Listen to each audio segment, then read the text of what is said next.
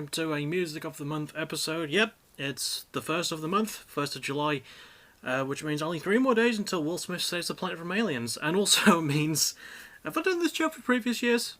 Probably, but it also means I get to round up all the music that I listened to in June, even albums that didn't necessarily come out in June, although quite a lot of them did, because they were pushed back from me, and yeah, I'm just gonna go in order of the band's names and tell you what I thought about them and give them a tiny little grade that may or may not impact their appearance on the best of the year list.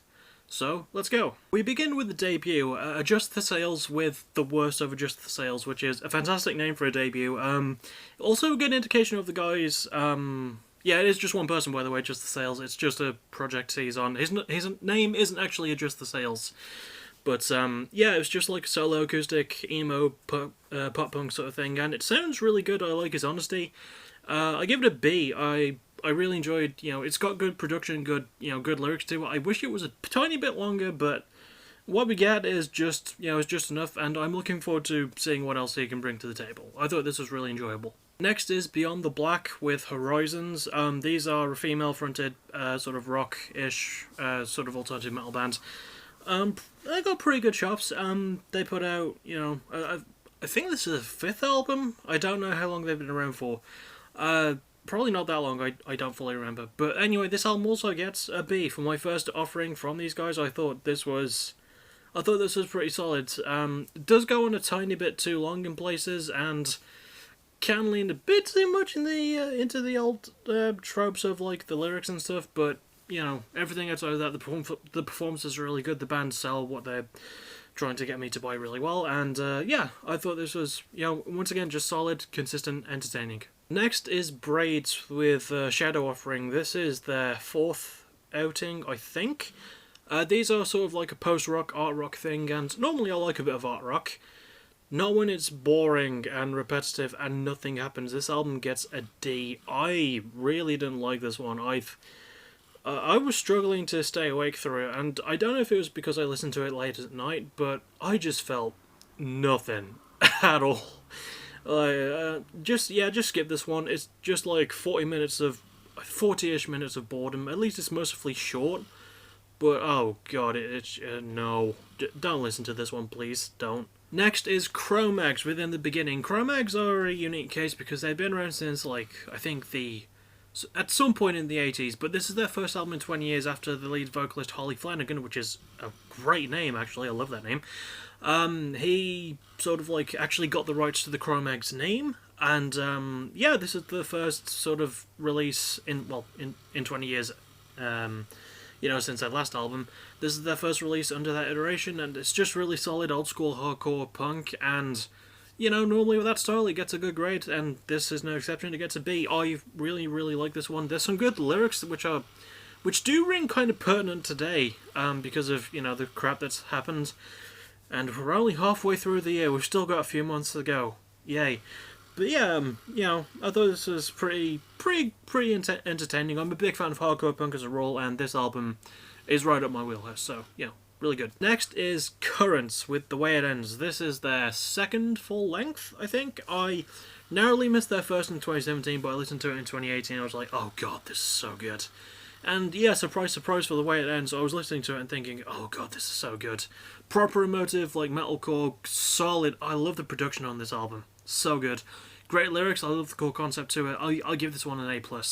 Spoiler alert, a lot of the next few albums are going to get some pretty good grades. Yeah, this one gets an A+. I thought this was fantastic metalcore from a band who are doing the genre justice in the American leagues, at least, because over there it can get a bit more repetitive, but they have been changing things up recently, and Currents are one of the big reasons for that, so good job. Next we have another debut. Down Again is the name of the band, and the album is titled The Devil is a Gentleman. First of all, fucking great album name. Honestly, oh man, that is such a cool album name. Second of all, this album gets an A. This is an amazing, amazing debut. I don't know what doesn't give it an A+. Maybe because it's a debut and I'm giving them not the benefit of the doubt, but whatever the opposite of the benefit is, the detriment of the doubt, I think. But yeah, this, oh god. What a debut. Great lyrics, really well produced, really well performed. Yeah, just super fun. A really, really fun album. like a good sort of like post-hardcore sort of thing. Lots of emotion behind it. Find this one. I'm doing a bad job of describing the genre. It's sort of emo hardcore-ish, you know, sort of post-hardcore-y. But yeah, really, really good. If you like Haste the Day, this album might be up your alley personally, because I really love this one. Next is another debut, End, with Splinters from an Ever-Changing Face. And this is one a friend of mine, Scott Pale, recommended to me because he's got really good taste in metal. And yeah, this one is no exception. A+. What a great debut. Once again, really just solid, like, melodic death metal-ish sort of thing. It's hard to describe what kind of metal it is, but it's very, like, heavy. So if you're going to listen to it, just keep that in mind if you're not into the heavier sides of stuff. But yeah, really, really entertaining, really fun album to listen to. I loved, like, the message behind it and, you know, sort of what it encompasses, because it's got, like, a lot of bits with, like, clips from movies and stuff like that, and it ties it in really well to make it feel like a concept album, even though I'm really sure it's not, but I think an A+, yeah, fair grade for it. Really, really love this one. Great debut, honestly. Next is another A+, just throwing it out there, because, you know, everyone's been waiting for this one. The Ghost Inside with their self-titled fifth album, their first album since 2014's Dear Youth. Yeah, it gets an A+. I can't give this anything less than that. The lyrics, the emotion, the performances, it's produced fantastically. Jeremy McKinnon and Will Putney do a great job in that respect. Yeah, just listen to this album. That's really all else I'm going to say about it before moving on. Just, oh, I'm so glad they're back. So glad. Next is Grey Days with Amends. For those who don't know who Grey Days are or are vaguely familiar, they are the band that Chester Bennington used to sing vocals for. And Amends is basically an album of unreleased songs that they recorded with him when he was still with them, back like almost over 25 years ago now. It's weird to think that. Maybe not that long, maybe a few years off, but yeah, this one gets a B+. It's such a lovely tribute to Chester, and it sort of matches Mike Shinoda's solo album in 2018 and how much of a touching tribute it was. I really, really enjoyed this. Great lyrics, really good production. I feel like this should be the note that people remember Chester on and not One More Light. Personally, yeah, I really enjoyed this album. It did make me tear up a tiny bit, but yeah, B+. Really good stuff. Next is HMLTD, which I think means Happy Meal Limited, because that's what the name of what their first EP was, and this is their debut album, West of Eden. It came out back in February, so the first one on this list did not come out in June. It's a really enjoyable sort of art punk, post-punk thing, and the band really have a unique identity about them. They sort of gave me this David Bowie feeling, like, yeah, they've got sort of that sort of old school-ish look to them, and they can pull it off really well. I think this is a solid debut, and it gets a B+. I really enjoyed it.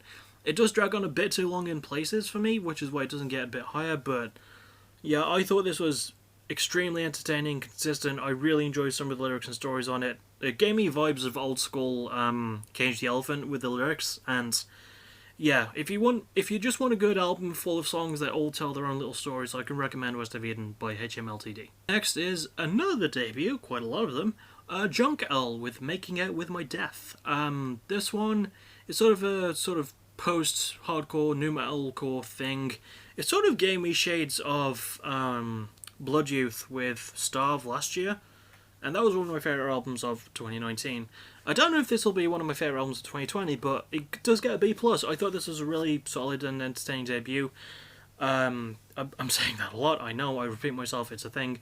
But yeah, I thought this was a lot of fun. This is an album that they clearly had a lot of fun making. Really good sort of sludge to the production as well. I feel like the production is one of the best selling points of this album. Once again, like HMLTD's album, it's got a lot of like little stories to it.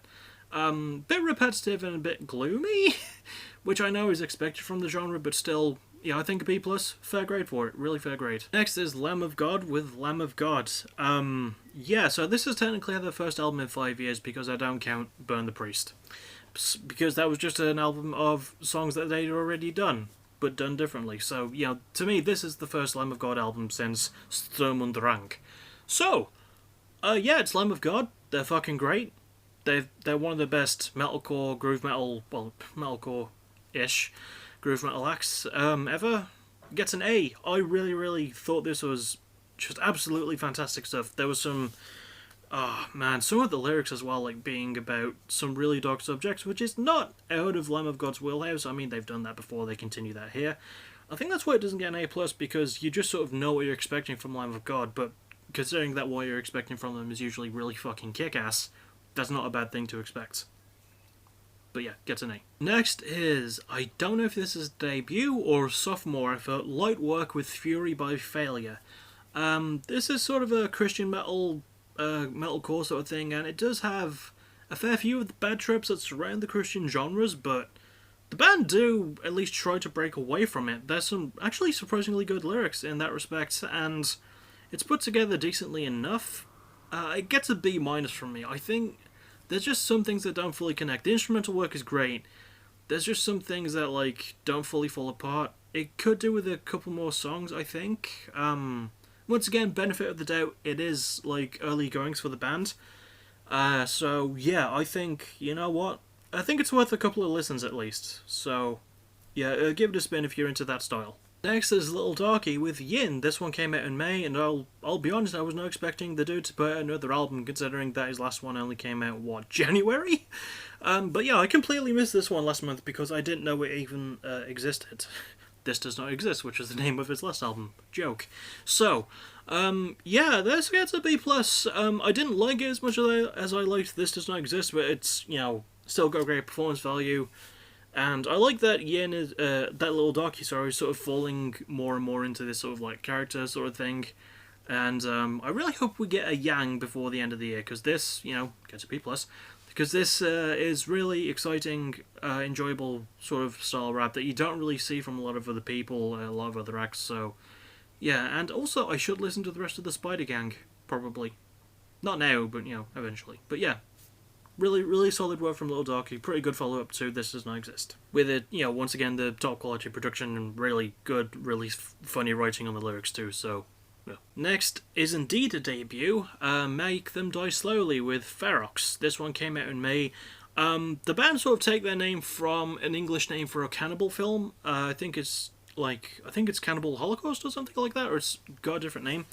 This one gets a C. Like, it's a pretty standard death metal album that has really not great production or great lyrics, but the instrumental work and performances are what sell it. It does suffer a bit from its own repetitiveness in terms of the lyrics on display. But you know what? What we get isn't completely terrible, and it's a debut, so yeah, I think a C is just a fair grade. I didn't really feel one way or the other about it, and there was a fair balance between what I didn't like and what I did like about it, so yeah, I think a C is just comfortably in the middle. It's the most comfortable grade I can give it. Next is Mushroomhead with A Wonderful Life. My first Mushroomhead album. They've often been referred to as the Poor Man's Slipknot, and this album, listening to it for the first time, I can see why this gets an E-. I fucking hated this one. Oh my god. It is produced terribly, repetitive lyrics. The instruments are so muted and basically non-existent.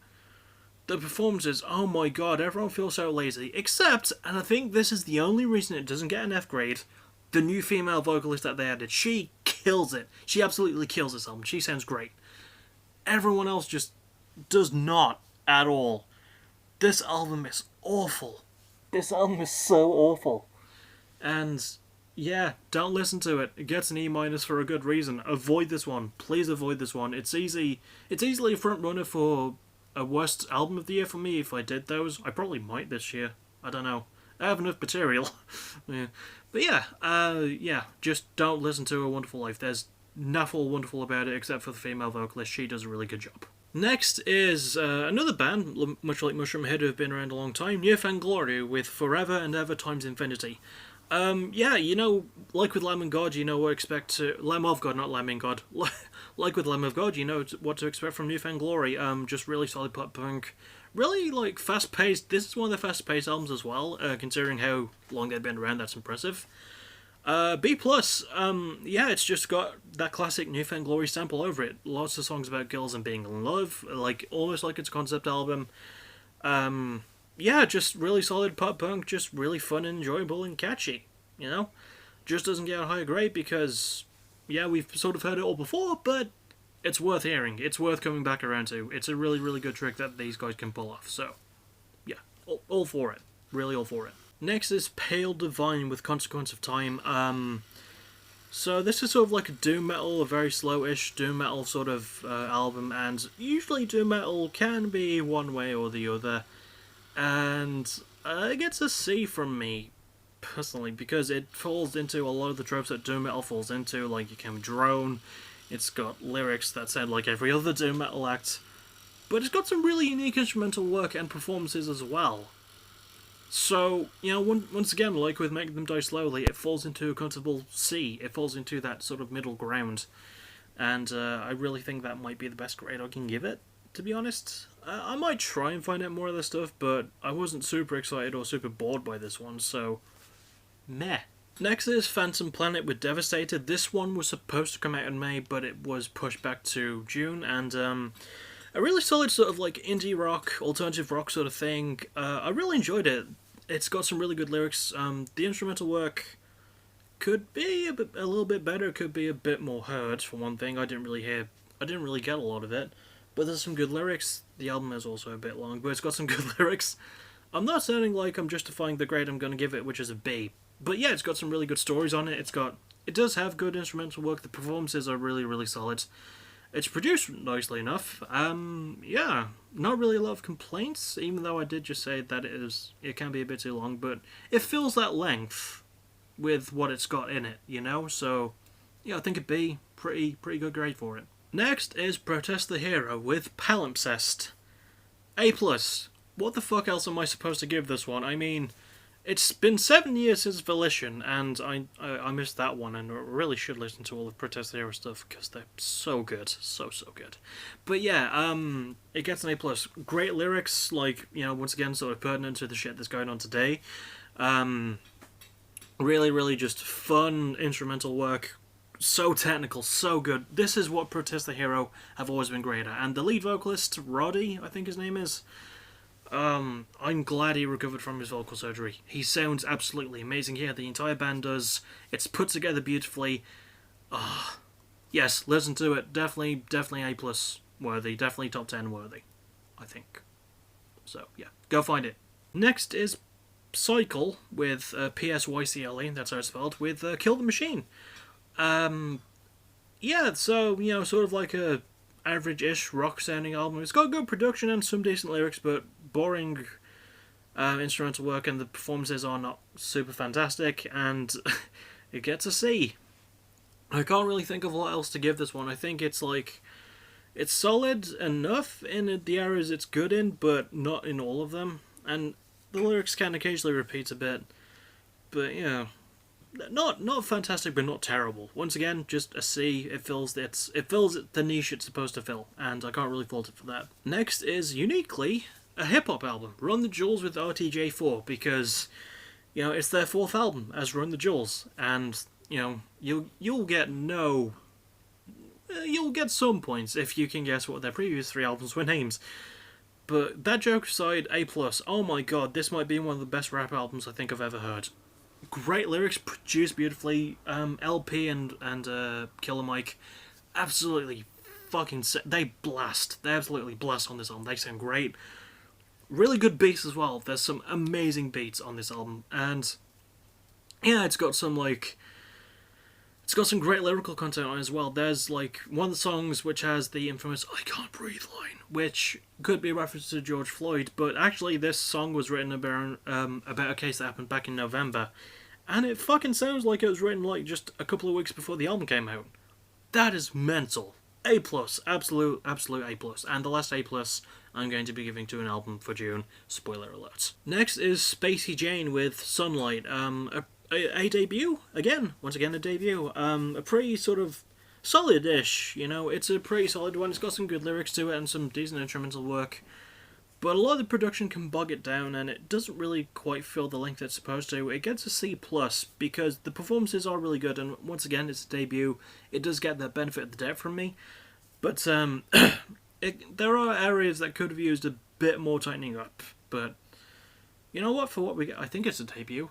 Anyway, for what we get, I think it's solidly enjoyable enough to justify the C+ rating that I'm giving it. And finally, we end with The Spitfires, Life Worth Living. Now, this one, uniquely enough, was supposed to come out on June 5th, but I think it was like pushed back a couple of weeks.